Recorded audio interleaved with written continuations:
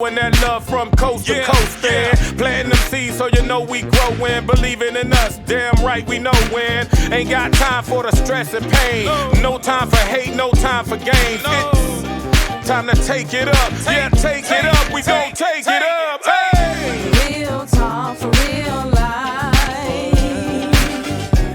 Real talk for real life. Real talk for real life.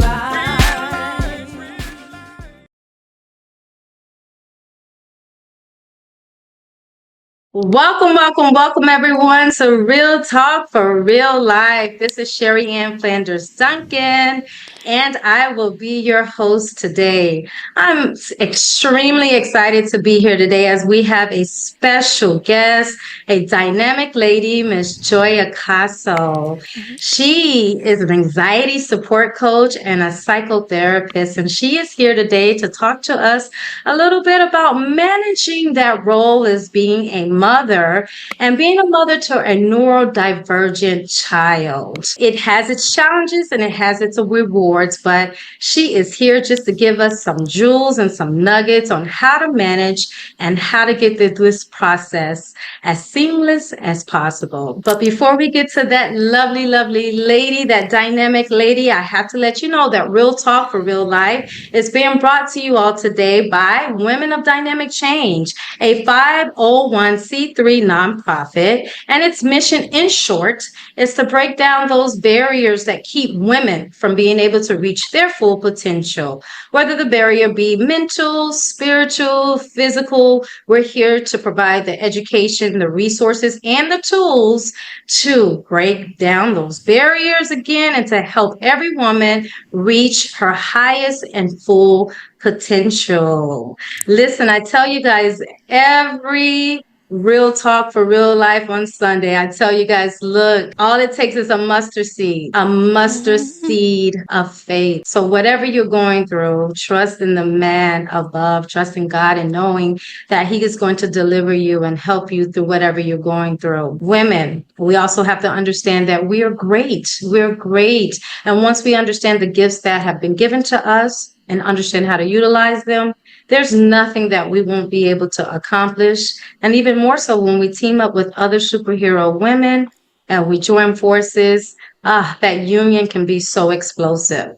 So speaking of collaboration and joining forces, I have Miss Joy Acaso here today. Miss Joy Acaso, please let the audience know about who you are and all the amazing things that you are doing for our community. Thank you so much, Sherri, for having me today. I feel honored and humbled that you would allow me to share just insights about this topic. I am also other than my professional career, I'm also a wife and a mother of two kids. I have a 17-year-old daughter and an almost 12-year-old son. And I am in the trenches with all of you, with the community. But I am passionate about these topics on parenting because I felt that I went into the profession of mental health field to help other people.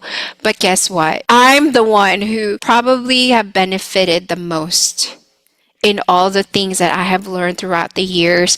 You know, I would look at my clients in the past when I was just starting in the industry, and I would say to myself, you know, what else can I do? What else do I need to learn or to be trained in order to help my clients? Because I wanted to really help them see their progress, you know, and tap into their own strength. And so I would keep on just researching and doing these things, and lo and behold, I'm using all the things that we're going to share to the community today. I'm using them myself. So don't fret because all these tools, all these techniques are real.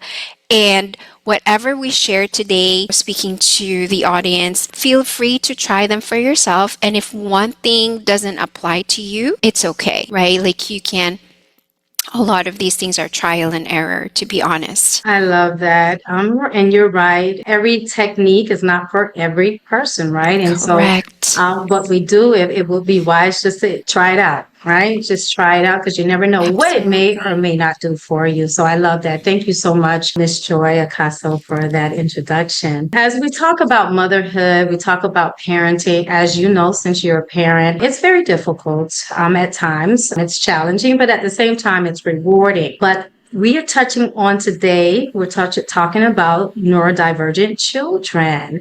Because this Yes. is Autism Awareness Month, April is Autism Awareness, we really wanted to dive into giving women and mothers and even parents and caregivers some techniques on, again, how to maneuver that journey once you receive a diagnosis that your child Ah, is autistic, right? And so you will hear me say neurodivergent, and I just really want to give a definition on what that is so the audience understands what neurodivergence is. It refers to yes. a difference in the way that the brain works, right? And it includes several disorders, including autism, ADHD, also dyslexia. And that's according to Ariane Renick. She goes into just talk about, how it's classified and what diagnoses are classified under neurodivergence. And so I really Yes. wanted to just explain that. So just to give you all a little story, as I am someone who has experienced Joy, what it is to receive that diagnosis, I would say about maybe 3 or 4 years ago, my son was diagnosed with autism. And we saw the signs. I want to say I saw the signs early. And so when I did start to see the signs, I went to the PCP and I told them, look, I don't see that my son is meeting those milestones the way that he should. And so indeed, we went and got tested. We went and got him tested and he received Yes. that diagnosis, autism, being autistic. And so with that being said, everything really shifted and everything really changed for me because at that time, Joy, not only was I now having to care for a child who is autistic, I was also dealing with other trauma at that time. So to add on top of that, it was just so much. It was very overwhelming. And at times it was very, very taxing. And there are moments that, I had anxiety. There are moments that I felt lonely. There are moments that I was scared. So it just brought up so many different emotions, Joy. And I'm sure I'm not the only person or the only mother has had or parent who's had to experience those emotions that come along with receiving that diagnosis. But at the same time, Joy, I could tell you with that diagnosis came a lot of open doors and a lot of help and a lot of Mm, assistance, right? So there is another side to receiving an autistic diagnosis for your child. And so with that being said, Joy, it was rough and it was tough having to just maneuver my own feelings and then still be there for my son in the way that he needed me to be there for him. So I really want to dive into how can we, as mothers of autistic children, navigate our feelings of isolation and loneliness? Because I felt that many, many, many, many times. yes. Wow. You have touched on quite a few things just sharing your story. So thank you so much for that because there's a lot of layers that come with having a diagnosis of autism. It specifically, right, but also in general, neurodivergence. Because first and foremost, it's the reality that our world is not geared towards accommodating neurodivergence, although we have evolved so much and in the way that we help families who are dealing with neurodivergence, there's so much more progress now compared to before. I can tell you when I was in school and we were learning about ADHD and autism, it was so kind of like a checklist. Like, okay, here are the 6 things that we're looking for, but that's not how it works, right? Like, there's so many symptoms, if you will, signals, like you've noticed in your own right situation that are not really so overt or so obvious, right? And so there's so many things that in those years we missed out because now I'm looking back, I'm like, that wasn't even on the list back then. But now, because we listen to the families, which I think for me, even in my own work, is the most important part is listening and understanding what my clients or people I'm talking to are experiencing, and also just to share neurodivergence is in my family, ADHD in particular. And so I have a family member who has that, which I actually ended up diagnosed. It's so I'm not like officially diagnosing, but we were trying to figure out like, is it really anxiety? Is it, what is it? Right. And then I was like, I think it might be ADHD. And so, but they do have their own provider. So we were just, having that conversation. And so your experience as a mom with the loneliness and the isolation, first, define what that's like for you. This is like back work or and things like that, but it's like defining, because Sherri, I love what you said when you said loneliness, but also there was an element of being scared, right? Because it is different for each and every one of us how we experience isolation and loneliness. And so define what that looks like for you, and then define what connection looks like for you also. I love what you said when you mentioned that it also opened doors for you of people who can help you and all of those things, because believe it or not, we also have to put ourselves in a place when we are ready to receive help, when we are ready to accept people's kindness, right? Because there are times when it's true, like, when we receive a diagnosis, the first thing is probably, now have a wall because I don't know what this is. I don't know how people are going to react to me and to my child, right? I don't know what's going to happen in school or what's going to happen with friends. There's a lot of layers, and it's okay. It's okay to feel that. At the same time, as you're reflecting also, you will find more clarity of what do I need, right? And be specific. Be specific about what you need. I understand that people are not going to respond in the same way all the time, but remain open to those who are wanting to connect with you and who want to also help you. And have a variety. Have a variety of friends also. Don't limit yourself into saying, now that I have this diagnosis, I can only be friends with XYZ. I am married and a mom, but I have friends who are single. I have friends who are older than me, and I love it because I feel like for me, I need inspiration. I need to also hear stories from people who don't have kids and how are they doing with their life, and can I learn from them? So don't limit yourself to say, now I can only hang out with moms who have children with autism, because you never know what you can learn from the other person and what they can give to you, right? And what you can give to them, because you can also inspire and motivate other people. You know what, Joy? I definitely love what you say, and as you're talking, I'm thinking, and I really want to share this because I remember there were times where I would avoid going out because I didn't know how the public would perceive my son and his behavior, and so a lot of times we wouldn't go out, but it took time. It took Yes. time to get over that fear. And again, building a community. And I think that's really what you were talking about when you were speaking, building that Yes. support group, right? Having that Yes. support group and building that community that you can just really talk to and be able to give you the advice and the strength that you need to push through and not allow your fear. So I was letting my fears stop and keep me from living life, and my son from living That's so life. And true. so, yeah.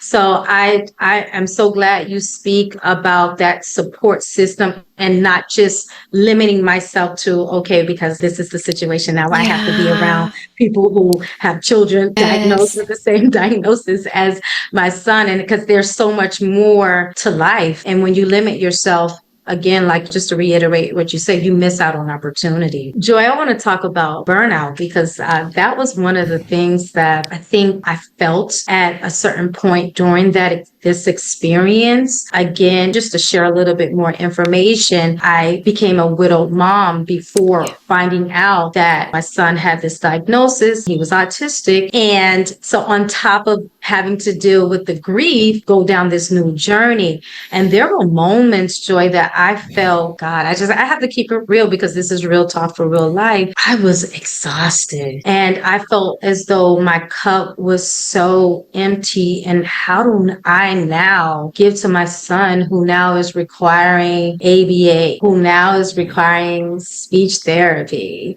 who is now requiring occupational therapy and all these different specialties that on appointments that I have to take him to. It was just, it was so much. And then having to do it as a grieving wife. Oh my goodness, having to do it as a grieving wife and then having these feelings of feeling isolated. So burnout, I want to talk a little bit about burnout because I think that's something, Joy, that not just a parent of a neurodivergent child has. I think we all at some point parents have that. So what are some of the signs we should be looking out for burnout as a parent? Yes, that is so true.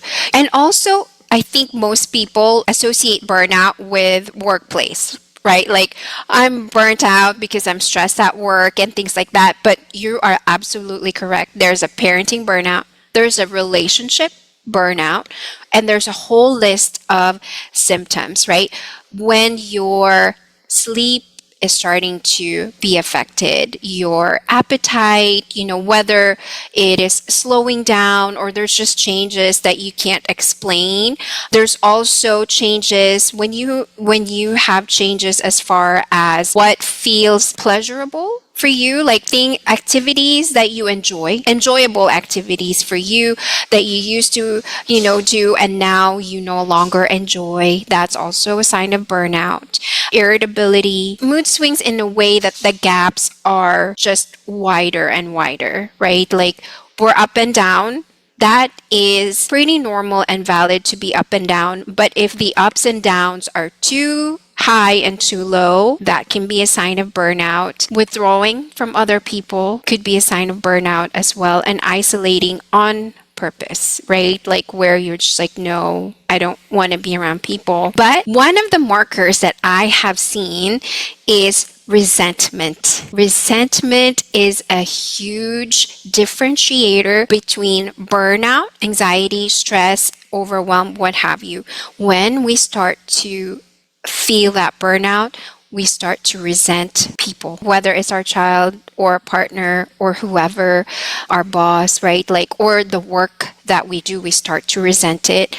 It's a very particular feeling of like, I don't want to do anything for this situation anymore or for this particular person anymore, because you're starting to have that feeling of like, I resent everything that I'm doing. I feel unappreciated, right? I start to feel unappreciated. It's like I'm not getting anything back. Again, this is the burnout talking, right? But in normal life, like you wouldn't think that like I need something in return, but this is now the burnout talking. And if you are in the midst of burnout, go back to the basics. Hydrate yourself.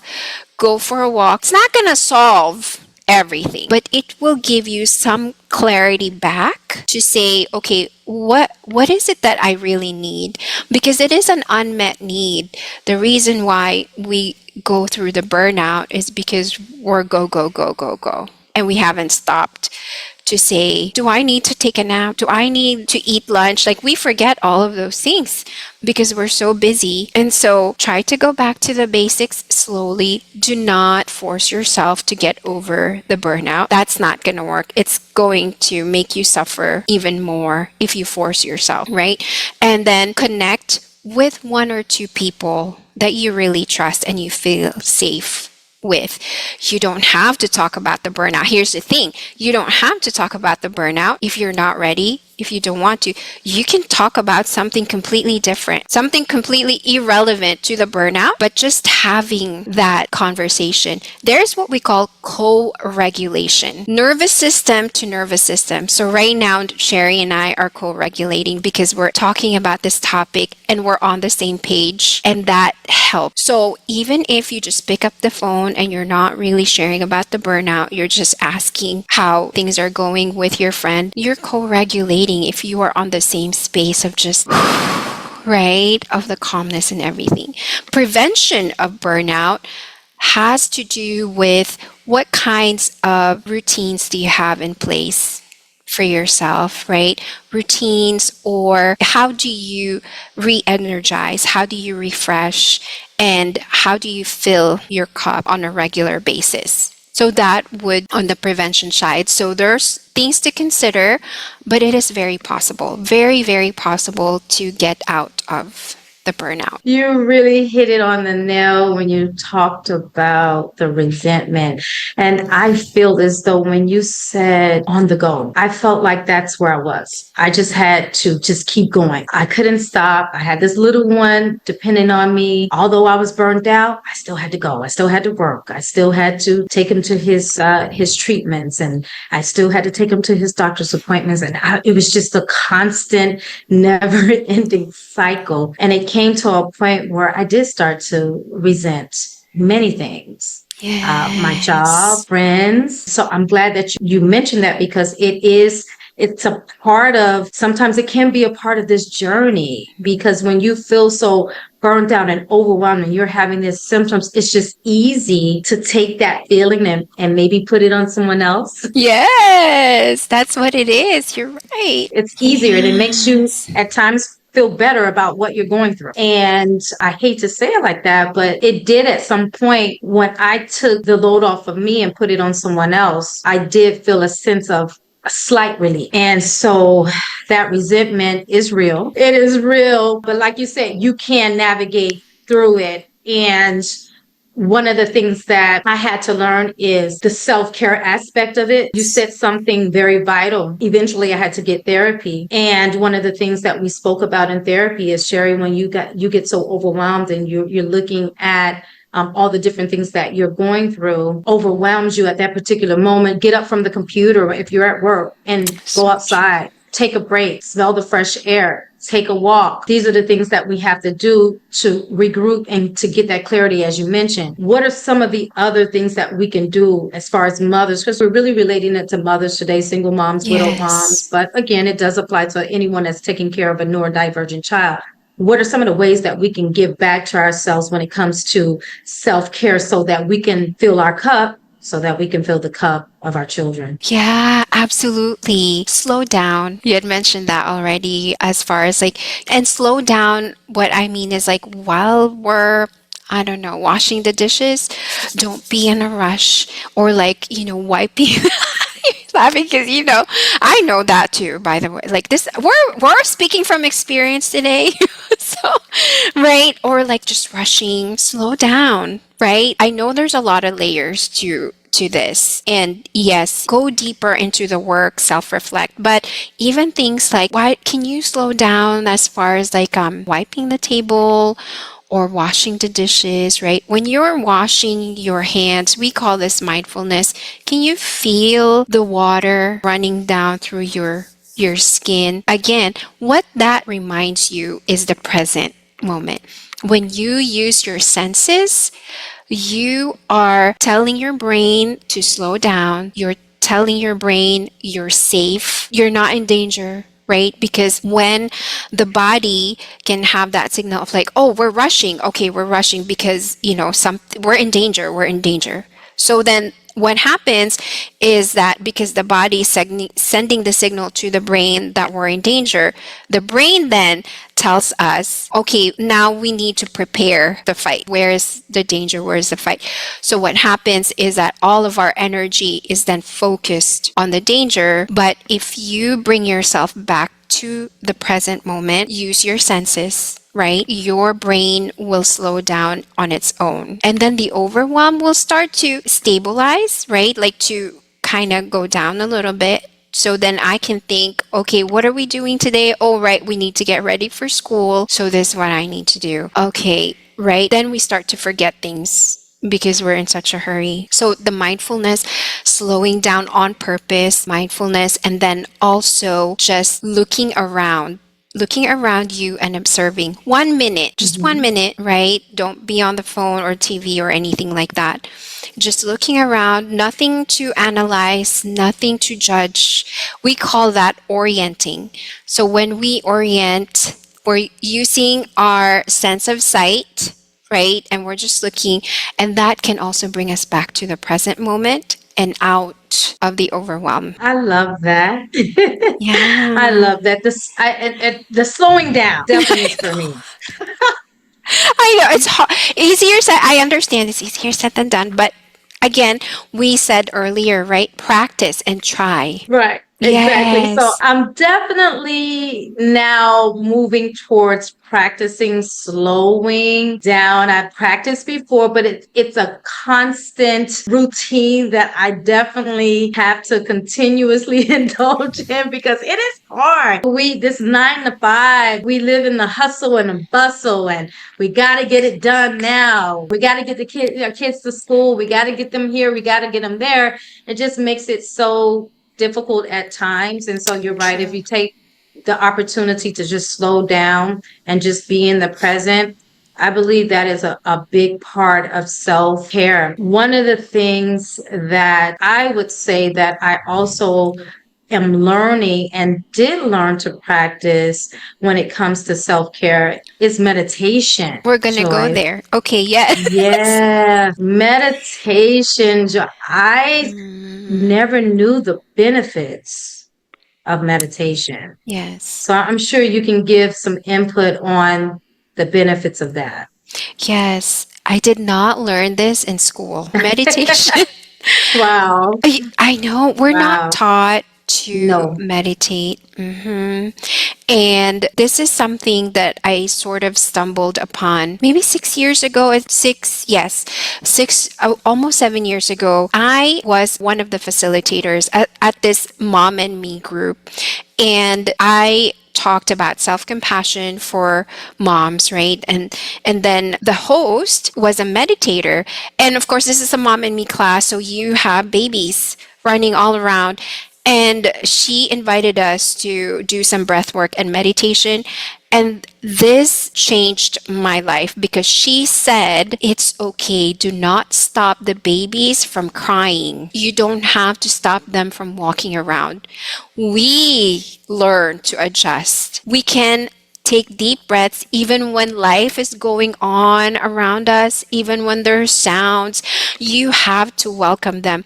People think, and that's also me in the past, we think that meditation, before we can meditate, we have to quiet ourselves down, right? Like, I need to not have thoughts. Who doesn't have thoughts? Like, as long as you are breathing, as long as we are breathing, we will always have 65,000 thoughts, scientifically speaking. So there is no way that you can quiet 65,000 thoughts before then you'll never meditate, right? So that is a misconception about meditation. Meditation says you can go into meditation in whatever state you're in. Sometimes it takes me 10 minutes to just get into it. So like the first 10 minutes, I'm just like, I have my eyes closed and my music on, and I'm just like thinking about like my kids or what am I going to eat, cook Yes. for dinner.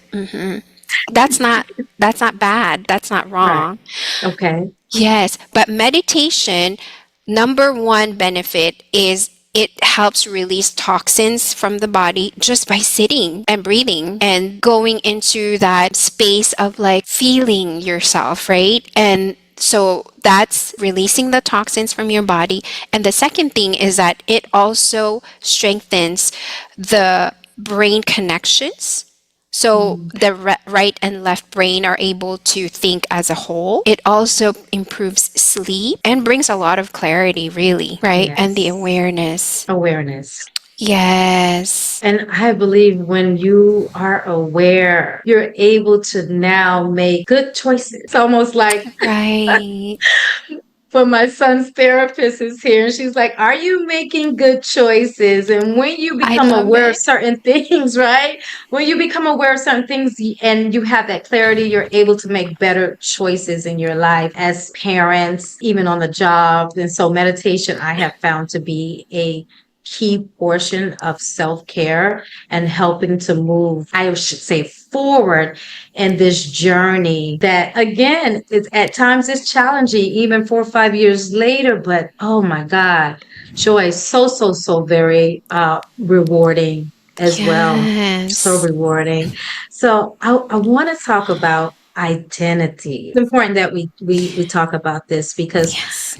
again, these are topics that still affect all of us as parents, all of us as mothers. You become a parent and you lose your identity. And even more so when you have a child that has special needs, you really forget who you are. So, what are some of the techniques or tools that we can use to keep our identity and keep from losing who we are during this journey of parenting? That's such a great question. And as you've mentioned, there's just so many layers to being a parent to a neurodivergent child. The appointments, having to go to appointments, getting to go to appointments, getting to speak with different providers and different communities, getting to look for resources, for different resources and things like that, and having that connection in a different way in the community can really bring you out of sort of like yourself, right? And into pouring into your child or your family, which again, it is not wrong or bad to do that because you love your child, right? Like you want the best for them. It's also important to remind yourself that I am doing this because I love my child. And, I want to see them succeed just as much as I want to see myself living authentically. So there are some things, what I call honoring the commitments you make with yourself. If I tell myself that I am going to the gym, I'm going to the gym from 9 to 10, I better be. You better find me at the gym. It's those little things, those commitments that you make to yourself. Now, I know we have different lifestyles and different needs. So, as much as you can, schedule the time for yourself, make that commitment to be there for you. It's the foundation of the identity. And then if you are going to tell yourself like, okay, I'm going to listening to yourself. Like today my body is telling me, for example, I want pizza. And giving yourself, okay, my body's telling me I want pizza, or my body's telling me I need to go for a walk.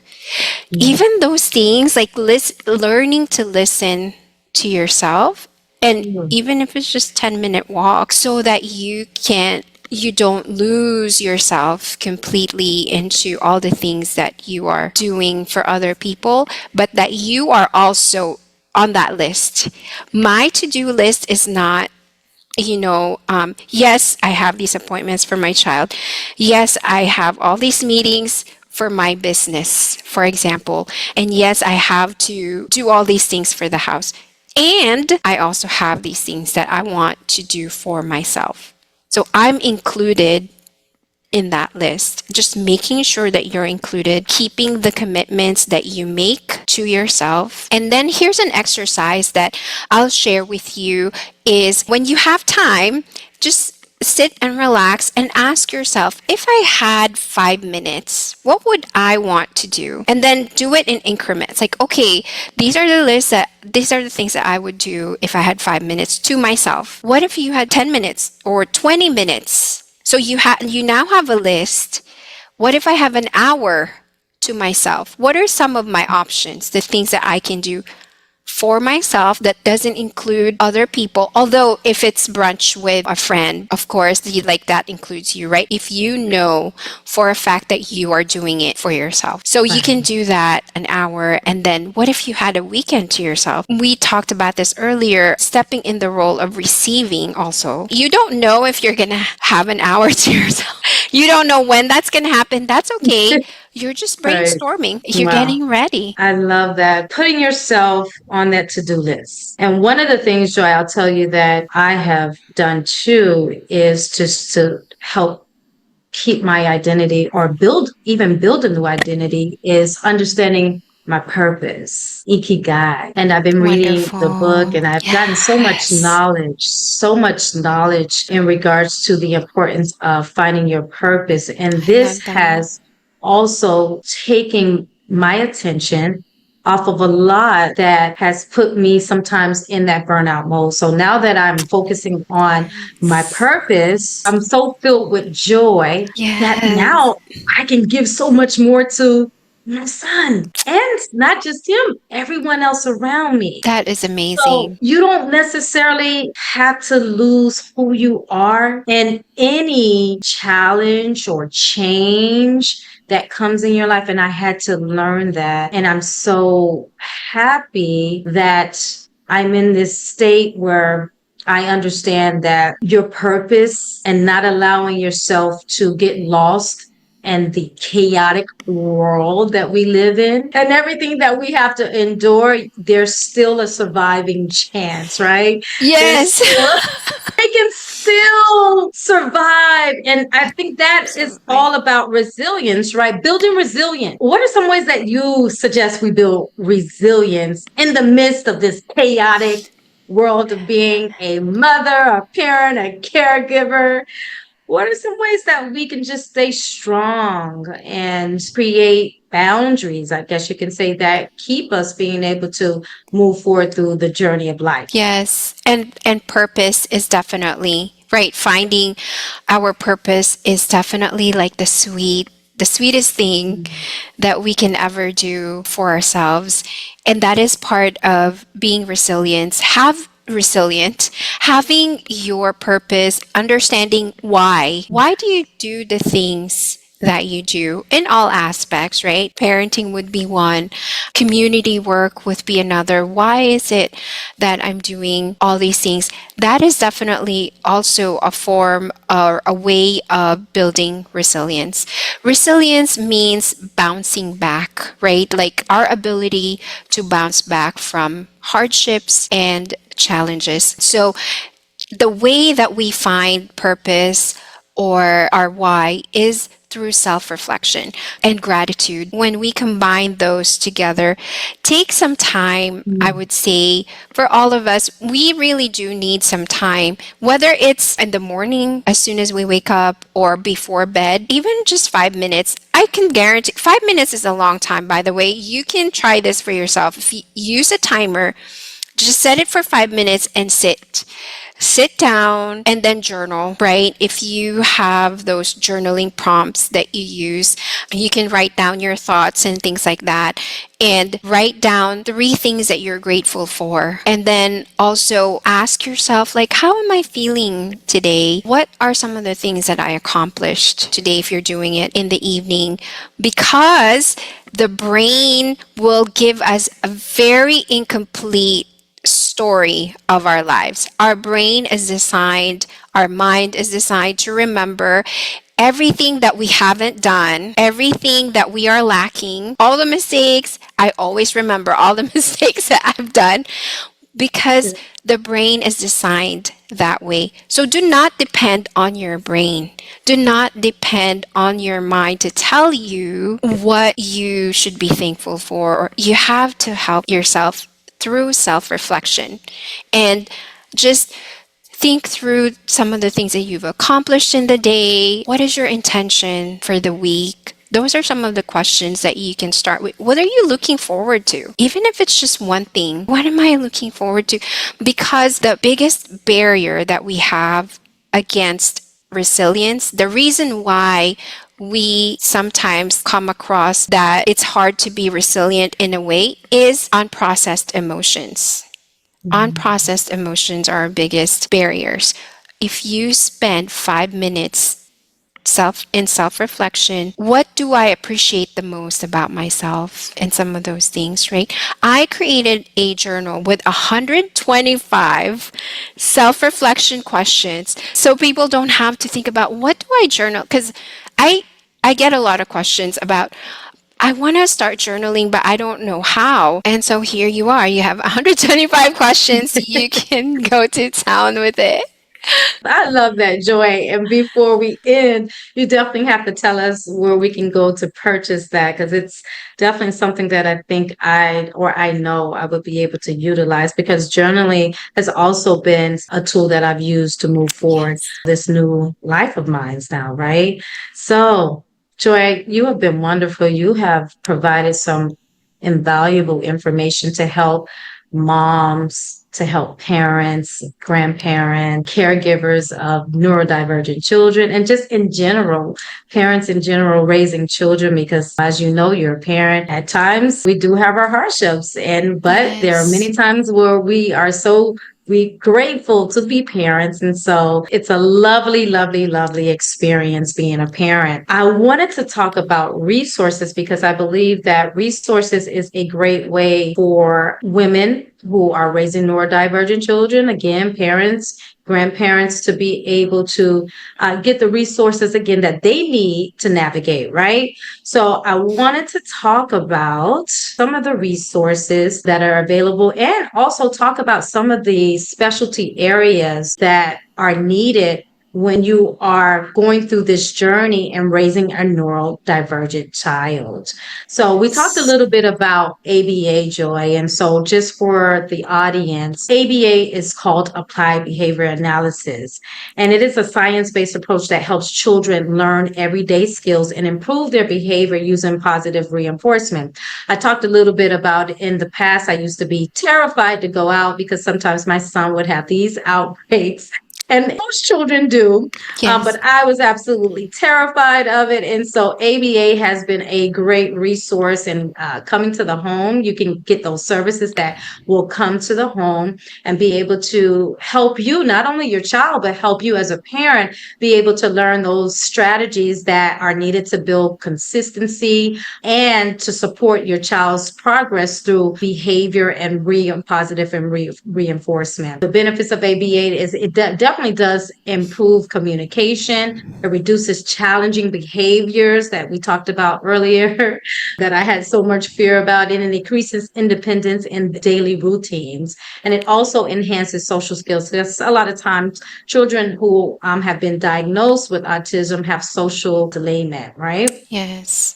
We talked a little bit, Joy, about speech therapy. Speech therapy is so important, because what tends to happen is a lot of times children who are autistic, they have difficulty with communicating, and then they get frustrated, and then it brings out frustration in the parent as well. And so speech therapy is a very needed discipline, because the benefit of it is that it improves that clarity of speech for your child. It builds nonverbal communication for those children who are nonverbal, because you do have nonverbal and you have verbal children who have been diagnosed with autism. And it strengthens the understanding and listening. And also something that is very important, and I'm sure you know, Joy, is it increases confidence. And so when the children feel a little bit more confident about their communication skills, then it decreases those outbreaks and those behavior issues as well. We talked about occupational therapy. For those of you who don't know, occupational therapy, they focus on helping children to get dressed, helping them with writing, and they really focus in on building fine motor skills, again, like buttoning up the shirts, again, self-care, again. And a lot of times I want the audience to know, a lot of times autistic children have sensitivity to noise and light and touch, and so occupational therapists help with this. And then last but not least, physical therapists. Physical therapists are definitely needed, because they help with different exercises, right? Strengthening, right? They help autistic children to walk, to have a better balance. And so when you hear me speak of all these different disciplines, you will hear some of them intertwine with each other. But these therapies work together, again, to help children to thrive. And remember, the earlier that you receive the diagnosis, the earlier you can start to get the needed treatment. And I know this sounds like a lot. And that's why I wanted to talk. It does, Joy, it's a lot. And having to take your child to all these different disciplines, Yeah. and it becomes overwhelming. And this is why it was so important that we touch on this so that we can give the parents, the moms, and the grandparents some tools on how to get through and how to maneuver, because we have to take care of ourselves. And again, in order to take care of our children and give them the best so that they can have the best outcome. So it's all about the outcomes, guys. And so a lot of this information that you heard me speak about came from the Centers for Disease Control and Prevention. They have a site there where you can go on and find out a little bit more about autism and the treatment. And Autism Speaks is a great resource for moms, for parents, grandparents to go on and get more Mm. information about behavior analysis, speech therapy. And so the tools and resources are out there. And that's why platforms like this are so necessary, that we talk about these subjects and topics that many people don't want to talk about. And on Real Talk for Real Life, we're definitely bringing those topics to the forefront. Love Miss it. Joy Acaso, I want to say thank you. I have absolutely loved having you on Real Talk for Real Life. You have definitely dropped some nuggets, some jewels, and I am hoping that the audience, I know they are going to pick it up and be able to run with it and utilize it so that they can perform and be the best version of themselves so that they Oof. can give back to their children and everyone around them, the community as Yes. well, right? And so before we close out, Joy, I want to ask you, what is it that you would like to leave the audience with, the best piece of advice that you can give that mother who just may have got that diagnosis or who is struggling and may have been dealing with having a neurodivergent child for some time, but still just not have found ways to cope? What will be the best advice to give to her? My advice is a reminder that whatever you are feeling right now in the midst of the diagnosis is valid. All your feelings are valid. You don't have to fix yourself for feeling the way that you do, whether there's sadness or fear or overwhelm. It's okay. And you don't have to fix your child, your situation either. I think that when we are in that mindset of, I need to fix, I need to do this, the suffering becomes more complicated. There's like unnecessary suffering that we create for ourselves when we try to fix those moments, right? In that space of parenting a neurodivergent child, or in particular, an autistic child, observe your child, observe your relationship with your child. Let your child sort of like tell you what is it that they need, right? Tell you in nonverbal cues, in verbal cues, connect with your child so that you can also connect with yourself. There's so much noise around us, and it is good to look to other people, what they're doing and things like that. You can glean on those things, but remember to also look at the child that is in front of you, right? And look at the mother that is in front of you so that you can take specific, meaningful actions. Because, as what Sherri said, what is the purpose? What is this situation teaching us about ourselves, our families, and our child? I love it. Absolutely love it. Thank Thank you so you. much. I've learned so much today, Joy. Could you please just let the audience know how can they find you and take advantage of your great services? Yes, I am on Instagram. My handle is Joy Acaso. I post tons of free resources there. And you can also go to my website, www.joyacaso.com. I have an ebook that is called The Calm Within. So it is all about 3 techniques that you can apply right away, immediately, to help you just find the inner peace, right? Without forcing yourself to fix anything. As I've said, earlier, the calm within will help you just regroup and recharge for yourself, and things that you can also share with your family. I'm also on Facebook at Joy Acaso is my handle. And if you have any questions, feel free to email me at hello@joyacaso.com. Thank you so much, Joy. Thank you for all that you do, giving back to the community in the way that you do. Thank So grateful you. to have you here on Real Talk for Real Life. Thank you for accepting the invitation. Audience, this has been powerful. And I know Thank you all you. are walking away with some great resources, great knowledge. And I just want to say thank you for being here today with us. You guys know where to find Real Talk for Real Life on YouTube. You also can find us on Instagram, Women of Dynamic Change. You can also find on Instagram, Facebook. And so please come and visit us, guys. Listen, we are dropping nothing but great knowledge and highlighting some amazing, amazing dynamic women on Real Talk for Real Life. So if it's God's will, listen, guys, you will see me again next month on Real Talk for Real Life. Joy, thank you so much Thank for being here you. today. Thank Thank you. you. Take care. Bye, everyone.